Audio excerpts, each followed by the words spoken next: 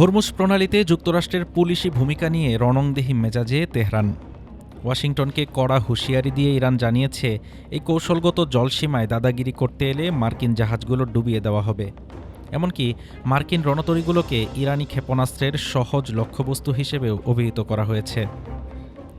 বিশ্বের জ্বালানি সরবরাহের অন্যতম ধমনী হরমুজ প্রণালী এখন যেন বারুদের স্তূপ, যেখানে স্নায়ুযুদ্ধের পারদ চড়ছে প্রতিনিয়ত। এবার সেই উত্তাপকে উস্কে দিয়ে যুক্তরাষ্ট্রকে সরাসরি হুঁশিয়ারি দিল ইরান। ইরানের নতুন সর্বোচ্চ নেতা মুজতবা আলী খামেনির সামরিক উপদেষ্টা মোহসিন রেজাই সোজাসাপটা ভাষায় জানিয়েছেন, হরমুজ প্রণালীতে যুক্তরাষ্ট্র যদি পুলিশ হতে চায় তবে তার পরিণাম হবে ভয়াবহ। রাষ্ট্রীয় টেলিভিশনে দেওয়া এক সাক্ষাৎকারে তিনি প্রশ্ন তোলেন, এই অঞ্চলের নজরদারি করা কি আদৌ মার্কিন বাহিনীর কাজ?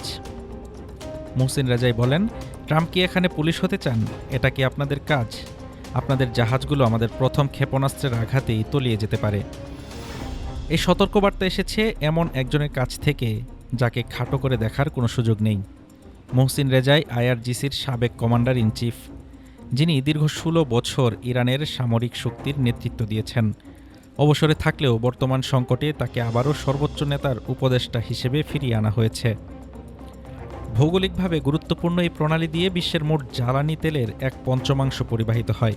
ফলে ইরান যদি সত্যি তাদের ক্ষেপণাস্ত্র হামলার হুমকি বাস্তবায়ন করে, তবে তা কেবল সামরিক সংঘাত নয়, বরং বিশ্ব অর্থনীতিকেও বড় ধরনের বিপর্যয়ের মুখে ঠেলে দিবে। হাফিজুর রহমান তুষার, ঢাকা টুডে।